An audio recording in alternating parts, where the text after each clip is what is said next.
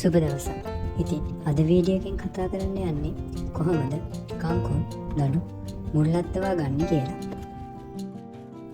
පොඩි කප් එකකට වතුර ටිකක් දාගෙන ඒකට කුමාරිකා කෑල්ලක මදේ දාගන්න ඕනේ. ඊට පස්සේ ඒක හොඳට මිශ්‍ර කරගන්න ඕනේ. මේකෙන් මුල්ලත්තන එක ඉක්මන් කරනවා.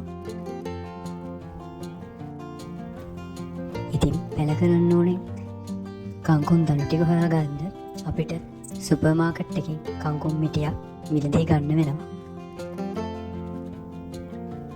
ඉතින් ඒ විදිහට මිලදී ගත්ත කංකුන් මිටියේ කංකුන් දණු ටික අපි පැල කරන්න සුදුසු විදිහට කපලා සකස් කරගන්න ඕනේ. ඉතින් ඔයාලට පේනවා මේ රූපරාම වලින් පේන්නේ අඟල් දෙකේ වගේ කැබලි වලට කංකුන් දණු ටික කපා ගන්න එක. ඉතින් ඒ විදිහට කපාගත්ත කංකුන් දණු වල තියෙන කොළ ටික අපිට ආහාරයට එක් කරගන්න පුළුවන්.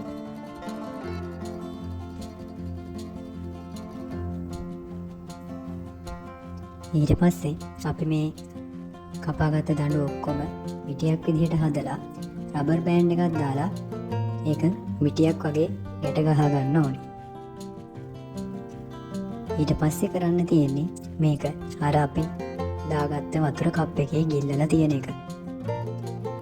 ඉතින් දවස් 5ක් වගේ යද්දී ඕගොල්ලන්ට මේකේ මුල් නැදලා තියෙනවා බලා ගන්න පුළුවන්. ඉතින් මේ වගේ තවත් වීඩියෝ බලන්න කැමති නම් අපේ Happy Plants YouTube channel එක subscribe කරන්න, ඒ වගේම like කරන්න, comment කරන්න අමතක කරන්නත් එපා. ඉතින් මේ වගේ තවත් වීඩියෝ එකකින් ඉක්මනින් හමු වෙමු. එතකම් සුබ දවසක්.